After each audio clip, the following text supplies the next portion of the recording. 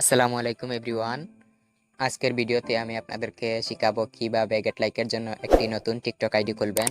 গেটলাইকের জন্য একটি নতুন টিকটক আইডি খোলার জন্য প্রথমে আপনাদের টিকটক অ্যাপসে ক্লিক করবেন। তারপর এরকম ইন্টারপেজ আসবে। তারপর এই যে নিচে প্রোফাইল আইকন রয়েছে, এই প্রোফাইল আইকনে ক্লিক করবেন। তারপরে আমি যেহেতু টিকটক অ্যাপে নতুন অ্যাকাউন্ট অ্যাড করব, সেহেতু এই যে উপরে এরো অপশন রয়েছে, এই এরো অপশনে ক্লিক করব।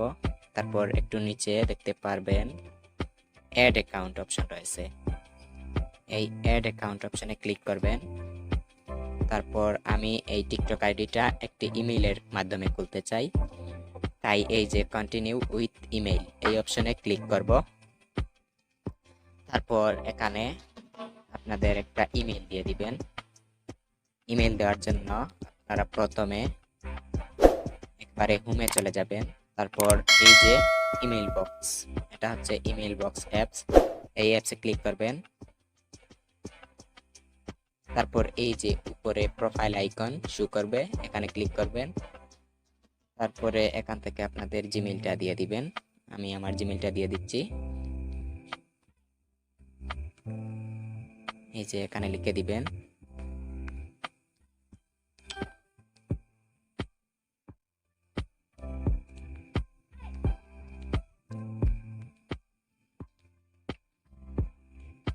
তারপরে এই যে সেন্ড কোড এই অপশনে ক্লিক করবেন।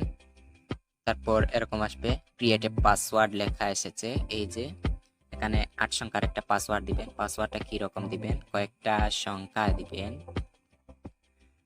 তারপর কয়েকটা লেটার দিবেন, তারপরে @2টা দিবেন। তারপরে এই যে নিচে নেক্সট রয়েছে, এই নেক্সট অপশনে ক্লিক করবেন। তারপর এখানে আপনাদের ডেট অফ বার্থটা সিলেক্ট করে দিবেন, এটা সিলেক্ট করে দিতেছি জানুয়ারি 1, 2004। তারপরে এই যে আমার জন্ম তারিখটা সেট হয়ে গেছে। তারপরে এই যে নেক্সট অপশন রয়েছে, এই নেক্সট অপশনে ক্লিক করব। তারপরে এরকম আসবে, এই যে এখানে নিক নেম দিতে বলেছে, এখানে আমি আমার নিক নেমটা দিয়ে দিচ্ছি।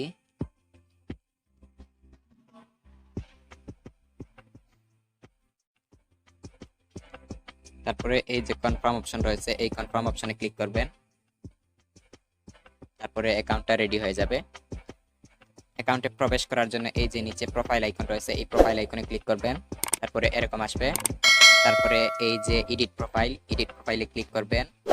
তারপরে এখানে একটা প্রোফাইল পিকচার দিয়ে দিবেন, এইখানে ক্লিক করে আপনাদের একটা প্রোফাইল পিকচার দিয়ে দিবেন। আমি এখানে ক্লিক করলাম। তারপরে সিলেক্ট ফ্রম গ্যালারিতে ক্লিক করলাম। তারপর গ্যালারিতে নিয়ে যাবে।